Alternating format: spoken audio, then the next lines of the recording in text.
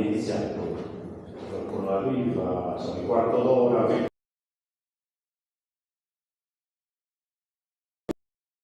Oggi si apre il primo appuntamento della rassegna della seconda edizione Racconti in Cammino, che la nostra associazione Sardegna Sport e Natura organizza in collaborazione con l'associazione Campesi Torres, con la Procreario di Alziri e con il comitato provinciale della UISP di Sassari. L'iniziativa è patrocinata anche dai comuni di Alziri, Tula, Ploaghe e Tiretu, perché dopo questo primo appuntamento avremo altri due appuntamenti, uno nel mese di maggio e uno nel mese di giugno, e nello specifico il 26 maggio saremo a Tula perché presenteremo il libro 377 Project di Sebastiano De Sanai, che ad Alziri è già stato presentato, e dopodiché il terzo appuntamento invece sarà a Tiretu il 9 giugno con Corrado Conca, che presenterà il libro 6 passeggiate nei boschi e 6 nelle foreste della Sardegna. Questa iniziativa, che vuole dire la rassegna, che è la seconda edizione, perché la prima si era svolta nel 2018, vuole promuovere il territorio, ma vuole oltretutto promuovere attraverso i racconti, le esperienze di viaggio e anche nel far conoscere i territori che i viaggiatori e i praticanti attraversano, cercare di promuovere quella che sono le pratiche sportive in ambiente e anche la forma di turismo che è molto in crescita in questi ultimi anni, che è quella del turismo attivo, del turismo ecosostenibile, del turismo accogliente, che è di coloro che hanno interesse a conoscere i luoghi e andare in contatto con quelle che sono le culture dei posti. Siamo contenti di aprire questa prima rassegna con Francesco Giorgioni, l'autore del libro che presentiamo oggi, che è già stato nostro ospite ad Alziri già almeno un paio di volte, anche con altri appuntamenti e con altre sue opere, e siamo ovviamente molto felici di avere Libero ma anche quell'autore, cioè il protagonista del libro, che racconta la sua particolare esperienza avventura, che raccontata oggi sembra una cosa non eccezionale, ma se la raccontiamo all'epoca di allora e quindi proviamo a immaginare di chi parte senza disporre di tutti quegli ausili ormai tecnologici che ci permettono di sapere dove siamo in tempo reale, chiamare, contattare, chiedere soccorso in qualsiasi momento, è una cosa, non dico da folli, ma quantomeno una persona molto temeraria, e ci spiegherà, sarà lui libero insieme a Francesco a spiegarci cosa lo ha spinto a intraprendere questo viaggio e questa avventura. Un'ultima cosa per dire che la rassegna vuole essere anche una sorta di anticipazione rispetto a un'iniziativa che si svolgerà ad Alziri nel primo fine settimana di ottobre,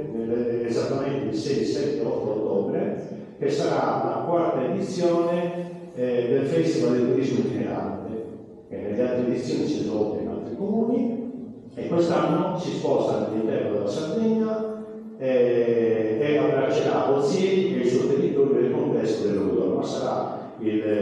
dopo più tardi l'organizzatore qui presente a magari raccontare e spiegare cosa si tratta. Detto questo, io lascio la parola a Francesco per introdurre la serata e per farci intraprendere questo viaggio avventuroso.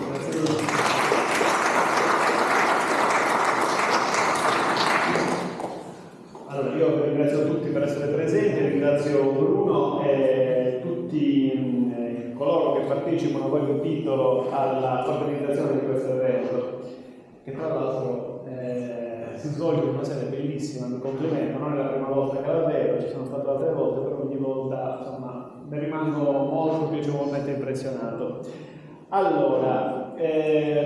una piccola notazione prima di entrare nel merito dell'argomento della serata. Me l'ho ricordato mia moglie mentre venivamo qua. Io evidentemente devo avere una sorta di calamita per i sardi emigrati in Francia appassionati di bicicletta. perché prima di cimentarmi nella trascrizione dei diari di viaggio di Libero, io qua ho presentato un altro libro che è la biografia del povero Giulio Cavoletta, uno zierese emigrato in Francia con la passione per la bicicletta, che poi però nella sua vita, diciamo, ha fatto fortuna attraverso la libera impresa, ecco, e mi sembra che sia il caso di ricordarlo perché sono molto legato dal punto di vista affettivo e il povero Cavoletta, che è mancato un paio di anni fa, mi ha insegnato tante cose. Chiusa la parentesi, era giusto ricordarlo. Siamo qua per parlare di Libero. Libero Manca, sardo di Talassuni, nato nel 1948, emigrato in Francia nell'anno 1965, quindi ancora minorenne. Emigrato in Francia non come tanti sardi che sono emigrati in quegli anni, ma emigrato in Francia perché non gli andava di fare il militare. Quindi a un certo punto, di fronte alla funesta prospettiva di vedersi recapitare a casa la cartolina per andare a prestare servizio alla patria,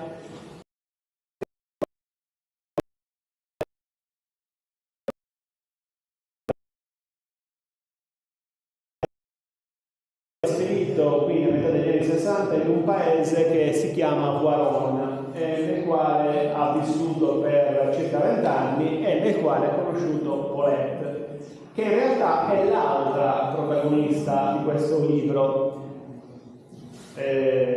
All'inizio del viaggio Paulette era la fidanzata di Libero, adesso è la moglie, e l'amore era talmente forte che ha deciso di seguirlo anche in Sardegna quando sono poi rientrate a metà degli anni 80 nell'isola. Libero è sempre stato uno sportivo,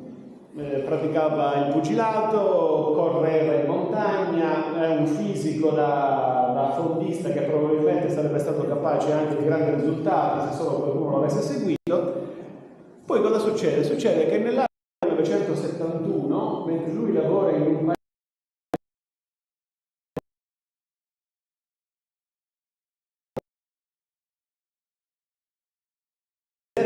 quel clima gelido, si vede questo signore che viaggia in bici e la cosa gli sembra strana. Prova a parlarci, ma si rende conto che quello è sordomuto. Quindi comunicano a gesti, insomma, si scopre per farla breve che questo signore è un giapponese che è partito dal Giappone e che si sta avventurando verso Occidente per completare il viaggio della sua vita, cioè il giro del mondo in bicicletta. Libero ne rimane folgorato. Quella sera stessa decide: questa cosa devo farla pure io. Dicembre 71, appende una carta nella sua cameretta, inizia a tracciare le rotte, parla con alcuni amici di questa sua idea che poteva essere considerata folle, e 3 anni dopo il viaggio parte. Lui non parte da solo, parte con un compaesano francese, con Michel. Non vi posso dire tutto perché altrimenti vi tolgo il gusto della lettura, ne approfitto anche per dirvi che i libri sono in verità in fondo.